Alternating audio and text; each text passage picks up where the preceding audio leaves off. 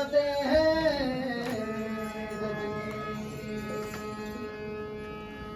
रोज कहानी हम सुनाते हैं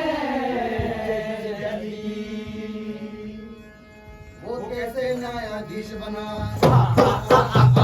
न्याय कैसे करता था, वो कैसे न्यायाधीश बना, न्याय कैसे करता था, वो कैसे न्यायाधीश बना, न्याय कैसे करता था, और किस मिट्टी का बना हुआ था वो कौन? आजाद। मैं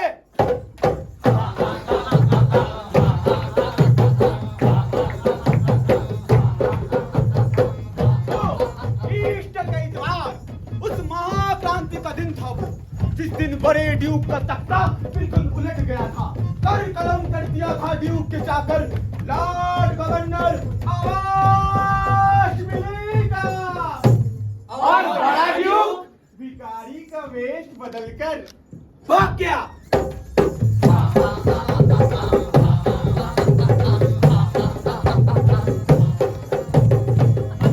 मैंने मदद की फरार होने में बड़े ड्यूक की भाइयों, मैंने मदद की फरार होने में बड़े ड्यूक की उस कमीने की। और मैं इंसाफ के नाम पर मांग करता हूँ कि मुझे खुली अदालत में मुझ पर मुकदमा चलाया जाए, मुझे सख्त से सख्त सजा दी जाए। कौन है? गांव का मुंशी असदक। मैं नीच हूँ, मैं कमीना हूँ, मेरे माथे पर कलंक का टीका लगा, देखो। हाँ, उठ। इन्हें बता कि कैसे मैंने जिद किया कि मुझे रस्सी में जकड़ा जाए और यहाँ राजधानी ले आया जाए, क्योंकि मैंने उस बड़े ड्यूक को पनाह दी थी, उस शातिर फरेबी को, गलती से। और इस गलती का मुझे तब पता चला जब मुझे ये दस्तावेज कहा गया रे, हाँ, ये दस्तावेज बरामद हुए। भाग ऐसे।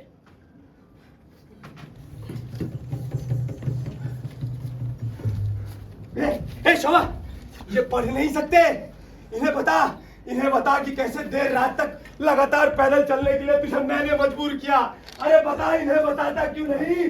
बता।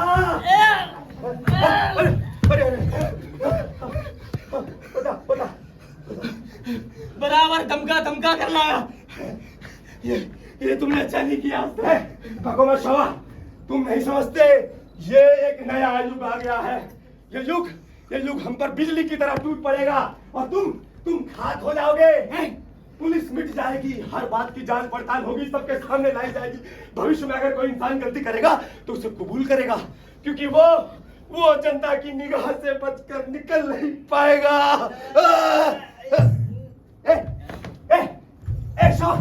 उठ। इन्हें बता कि लगातार मोची बाजार से गुजरते हुए मैं कैसे चीख कर कह रहा था कि मैंने अपनी नादानी में उस नामी धोखेबाज को भाग निकलने दिया। भाइयों, मेरी बोटी नोच डाली जाए, भाइयों, नोच डाली जाए।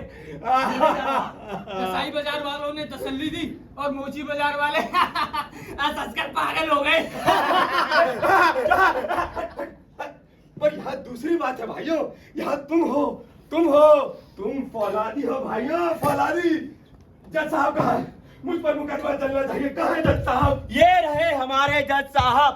और ये भाई का जाप लगाना बंद कर, आज की शाम ये जाप सुहाता रहे। हाँ? ये रहे जज साहब।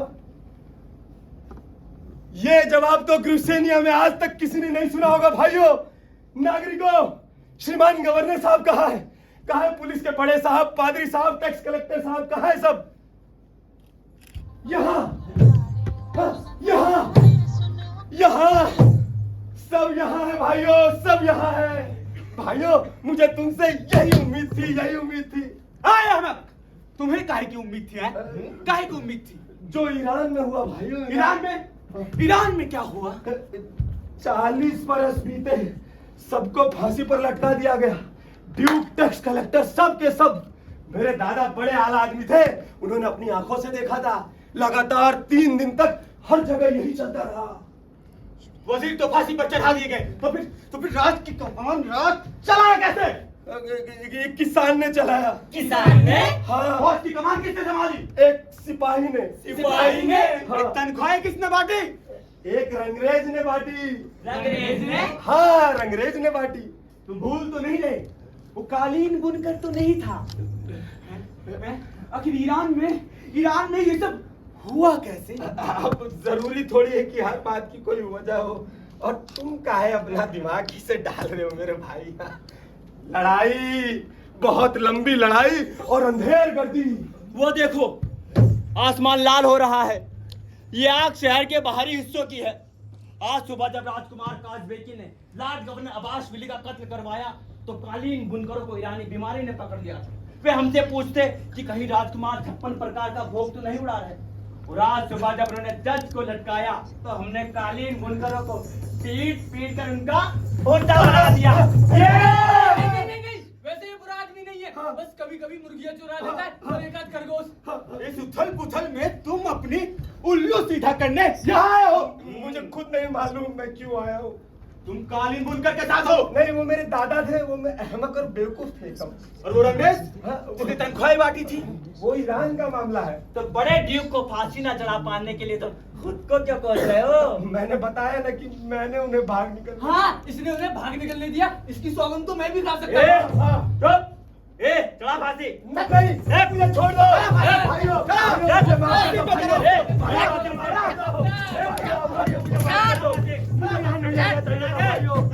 गलती हो गई, मुझे माफ कर दो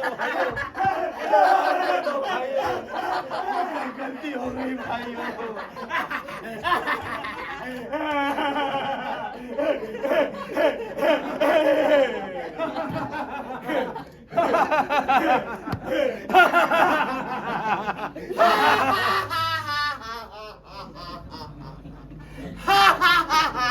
चाचा, मुझे बहुत घबराहट हो रही है।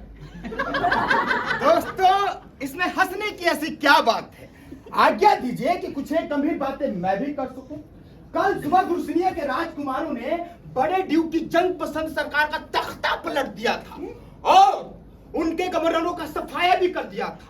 इत्तेफाक से, दुर्भाग्य से बड़ा ड्यूक वहां से बच निकल भागा है।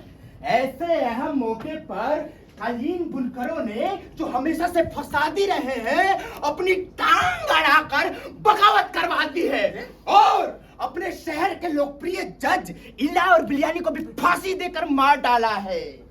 दोस्तों, दुर्सिनिया में हमें चाहिए शांति, अमन और न्याय। इसीलिए मैं इसे लाया हूँ। ये होगा नया जज। जज? बिल्कुल काबिल आदमी है। मैं कहता हूँ कि जनता इसका फैसला खुद ही करे। इसका मतलब कि जज का चुनाव हम करें? बेशक, जनता ने तय किया है इसको। मैं चाहता हूँ दोस्तों, आप लोग सलाह मशवरा करें। हाँ। बहुत घबराहट हो रही है। ये तेरी नौकरी पक्की है। बस एक बार बड़ा ड्यूक हाथ लग जाए, फिर इन गधों के जरा जूता नहीं चलाने की जरूरत पड़ेगी, समझा? इनकी हालत पतली इसलिए है क्योंकि बड़ा ड्यू कभी पकड़ में नहीं आया है और इसके लिए तो इस मुंशी को शाबाशी मिलनी चाहिए, इसने उन्हें भाग जाने दिया। अरे तमाशा तो आखिर तमाशा है, जब तक चल रहा है चलने दो। इस पाजी को इंसाफ की जड़ कुछ पता है? इसी से पूछता हूँ। ए पाजी, इधर आना। भतीजे को जज बना दिया जाए। अरे भतीजे को जज बना दिया जाए, इसमें तुम्हारी क्या राय है? तुम मुझसे पूछ रहे हो? हाँ, हम तुझसे पूछ रहे हैं। तुम मुझसे झूठ मूठ में पूछ रहे हो, है ना? अरे मजाकी सही, तुम बताओ तो। तो मेरा मानना है तुम लोग इसे परखना चाहते हो, क्यों? हाँ बिल्कुल। तुम्हारी दफ्तर में कोई लफंगा बदमाश टाइप? देख, हाँ, गवर्नर के 2 भड़वे डॉक्टर नीचे हैं, उनका इस्तेमाल किया जाए। नहीं, जब तक असली मुजरिम का पता नहीं लगाया जा सकता, इनको नहीं ले जाया जा सकता, क्योंकि ये बात कानून के खिलाफ होगी। और कानून बड़ी टेढ़ी चीज है, एकदम तिल्ली की तरह। 2-4 घूसे पड़ गए बस काम तमाम। इसलिए फैसला हमेशा सख्ती से होना चाहिए, क्योंकि कुत्ते को पिलाकर शराब की पहचान नहीं होती। पूछो क्यों? क्योंकि कुत्ते को शराब चढ़ती नहीं। बात की खाल निकालना बंद कर और मिटाए बता। एक काम करते हैं, मुझे मुल्जिम बना दो और इसे जज बना दो। तू? हाँ। तो दोस्तों, आप लोगों ने नए जज की नियुक्ति के बारे में क्या सोचा है? देखो भाई, हमने फैसला किया है कि जरा आजमाइश कर ली जाए। ये जो हमारा दोस्त है ये बनेगा मुजरिम और ये रही जज के उम्मीदवार की जगह। ये अजीब बात है। है तो है। अरे ये सब खाना पूर्ति है लुमर। एक बात बता, तू पढ़ा लिखा है कि नहीं? पढ़ा ना मैंने। अच्छा चल बता, जीतता कौन है? तेज चलने वाला या धीमा चलने वाला? खामोश चलने वाला। शाबाश शाबाश लुमर, शाबाश।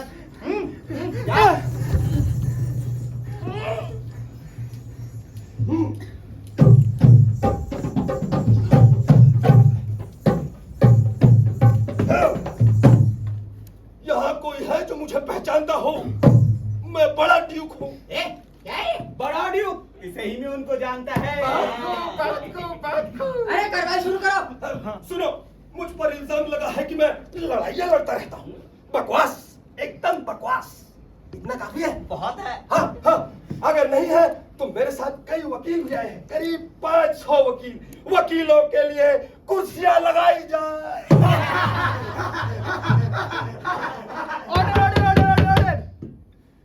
क्या आप लोग चाहते हैं कि मैं इस मुकदमे की सुनवाई करूं? बिल्कुल। ये मुकदमा जरा अजीब नहीं है, हैं? मेरा मतलब है अपने मिजाज के ख्याल से। चालू रखो। लुमर चले थे। ठीक है। तो ग्रुसीनिया की जनता बनाम बड़े ड्यूक, मुल्जिम अपना बयान दे। हाँ, सुनो, मैंने खबरें खुद पढ़ी है कि लड़ाई में हार हुई, पर लड़ाई जब शुरू हुई तो मैंने राय ली थी चचा काजबेकी जैसे देशभक्तों की। चचा काजबेकी को गवाही के लिए बुलाया जाए।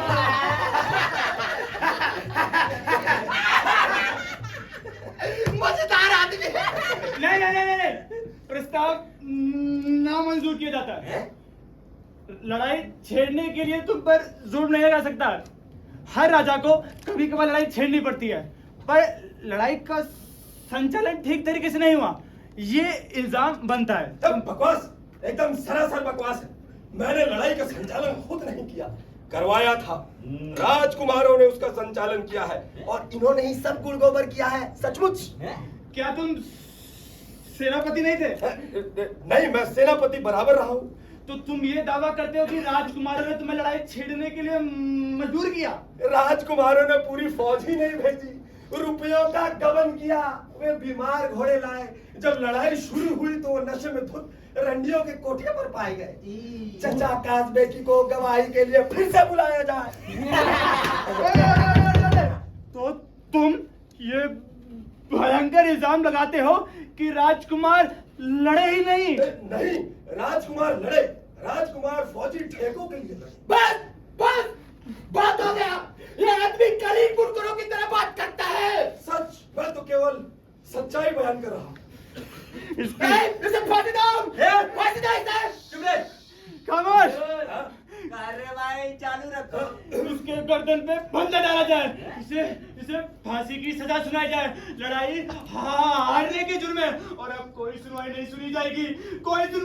ले जाओ इसे, ले जाओ। नौजवान, मैं तुम्हें गंभीरता से एक राय देता क्या? हूँ। यूं आम जगहों पर रुक कर और झटके दे देकर बोलना ठीक नहीं। और वैसे भी कुत्ता अगर भेड़िए की तरह गुर्राए तो किसी काम का नहीं रहता।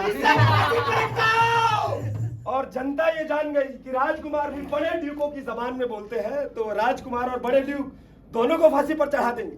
खैर, फैसला रद्द। वजह लड़ाई में हार हुई, पर राजकुमारों की नहीं। राजकुमारों ने अपनी लड़ाई जीती। 38,63,000 पियस्तर राजकुमारों ने उन घोड़ों के नाम पर खाए जो कभी पहुंचाए नहीं। इसे फांसी दो। 80,85,000 पियस्तर उस रसद के नाम पर खाए जो कभी नहीं पहुंची। इसे फांसी दो। ये लड़ाई हारी है ग्रुसेनिया ने। इसे फांसी दो। बस, बहुत हो गया। तो दोस्तों, आप लोगों ने नए जज की नियुक्ति के बारे में क्या तय किया? फैसला हो गया है। चल जज का लबादा उतार।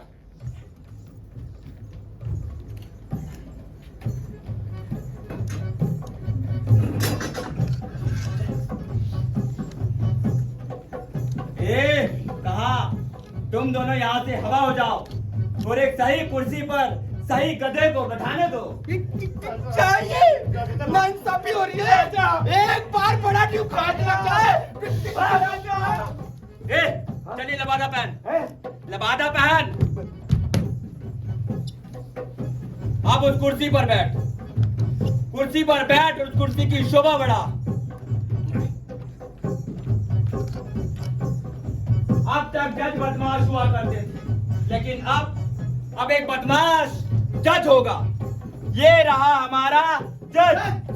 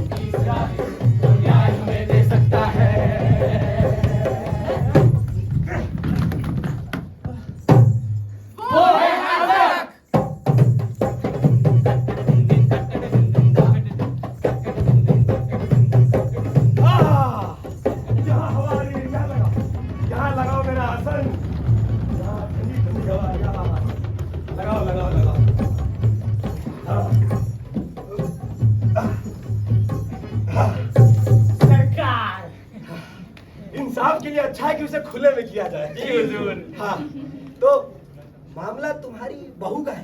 घर की इज्जत का है सरकार। मैं अपने बेटे की तरफ से मामला पेश करना चाहता हूँ, क्योंकि वो पहाड़ों के पार व्यापार करता है सरकार।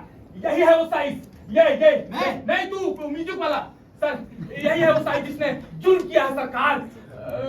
और यही है वो साइज जिसने जुर्म किया है सरकार। तुम्हारे साथ कौन है? और ये मेरी बहू लुडविका।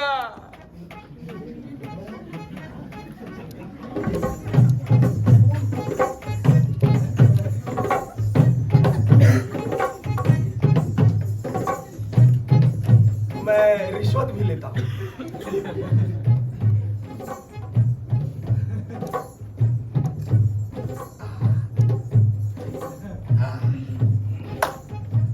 हाँ, तो अब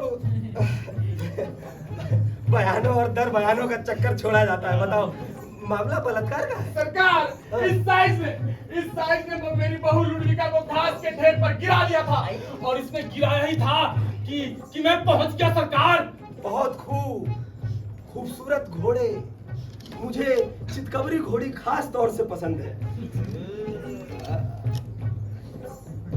सरकार, पहला काम जो मैंने किया वो ये कि मैंने अपनी बहू लुडविका को बहुत फटकारा है अपने बेटे की तरफ से।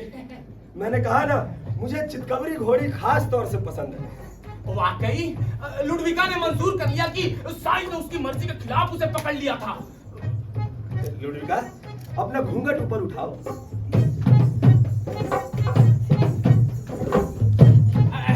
अदालत को तुम ठीक है, बताओ क्या बात थी? सरकार, हाँ? जब मैं अस्तबल में नए बछड़े को देखने गई, हाँ? तो साइस अपने आप मुझसे बोला बड़ी गर्मी है, और इसने मुझे पकड़ लिया। मैंने बोला ये मत करो, पर इसने मेरी एक नहीं सुनी सरकार, मेरे साथ जबरदस्ती करता रहा। ससुर के भीतर पहुंचने से पहले ही सब कुछ हो चुका था सरकार। इनका पैर तो गलती से मेरे ऊपर पड़ गया। अपने बेटे की तरफ से। बंद करो। तो तुम ये मंजूर करते हो कि शुरुआत तुमने की?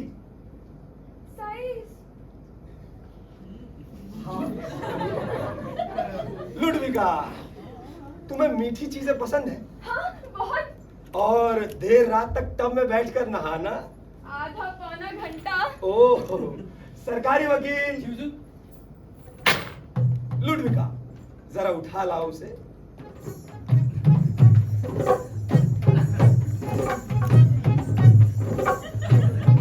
देख रहे हो,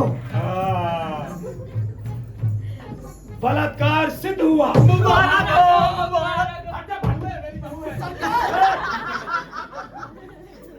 खूब खाना, वो भी मीठी मीठी चीजें, और देर तक टब में बैठकर नहाना, उससे जो चमड़ी में चिकनाई बढ़ती है और सुस्ती आती है, उसी से तुमने इस गरीब के साथ बलात्कार किया है। अरे पर सरकार, बस तुम समझती हो यूं कूल्हे मटका मटका कर दिखाने से अदालत तुम्हें छोड़ देगी?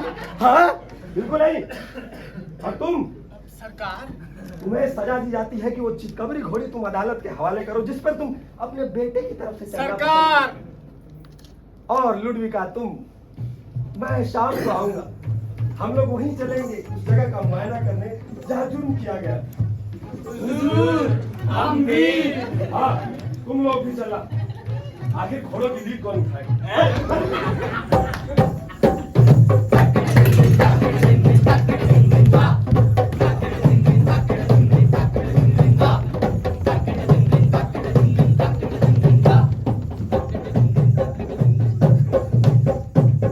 हाँ तो सरकारी वकील जी हुजूर। मामला पेश करो।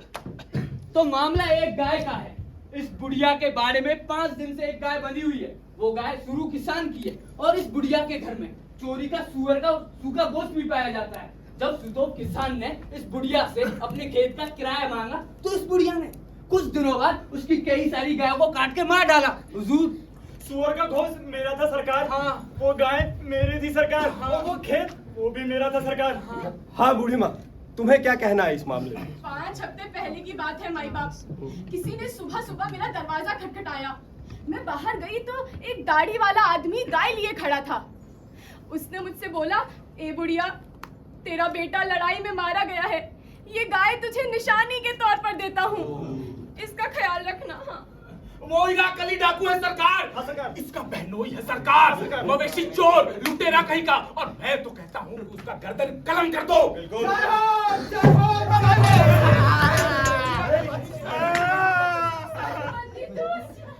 संत बंदितुस जी मैं ही हूँ। मैं आज तक मैं अदालत संत बंदितुस का स्वागत करती है। जय हो, जय हो। आप विराजी और बूढ़ी माँ, आप अपनी कहानी चालू रखो। तो पहले तो मुझे नहीं मालूम था कि संत बंदितुस चमत्कार भी करते हैं। तब तो सिर्फ गाय थी।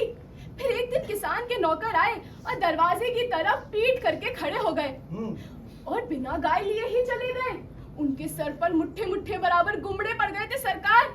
बस तभी मैंने समझ लिया कि संत बंदितुस ने उनके दिलों को फेर दिया है और उन्हें भला आदमी बना दिया सरकार। सरकार, सरकार, उसका दिल किसने बदल दिया है मैं जानता हूँ। वाह, बहुत खूब, बहुत खूब, बाद में बताना। हाँ फिर ये शुतोब किसान ये भी बदलकर भला आदमी बन गया सरकार। ये तो एक नंबर का कमीना है, सब जानते हैं। संत बंदितुस ने इनके दिलों को ऐसा फेरा कि इन्होंने किराया भी माफ कर दिया सरकार। जय हो। सरकार, उस खेत में मेरी गाय मार डाली गई सरकार। और सरकार, फिर सुअर के गोश्त का टुकड़ा मेरी खिड़की से उड़ता हुआ आया और सीधा आकर मेरी कमर पर लगा सरकार। उस दिन से मैं लंगड़ी हो गई। देख लो आप खुद ही।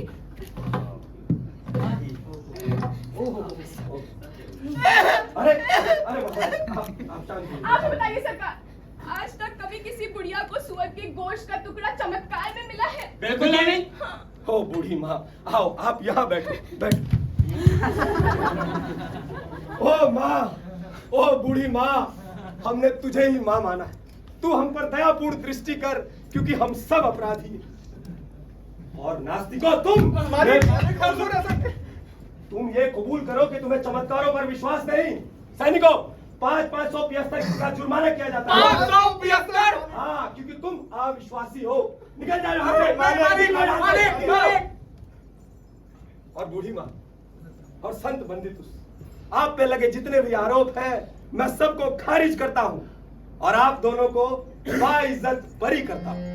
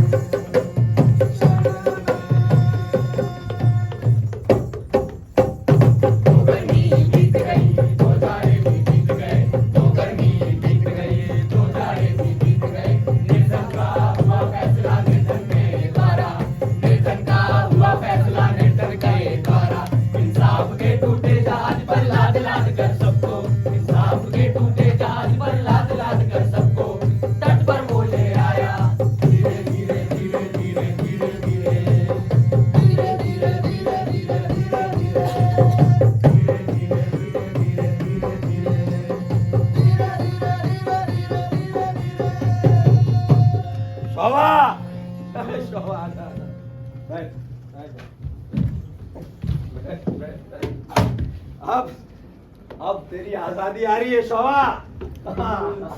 अब गिने चुने दिन रह गए तेरे पास। तू जानता है ऊंचे आदमियों के जूते चाटने के लिए तू मजबूर है, पर ऊंचे आदमी भी तरह तरह के होते हैं। तू इस बात का विश्वास दिला कि मैंने गरीबों की मदद की, चाहे वो गलत भी हो फिर भी।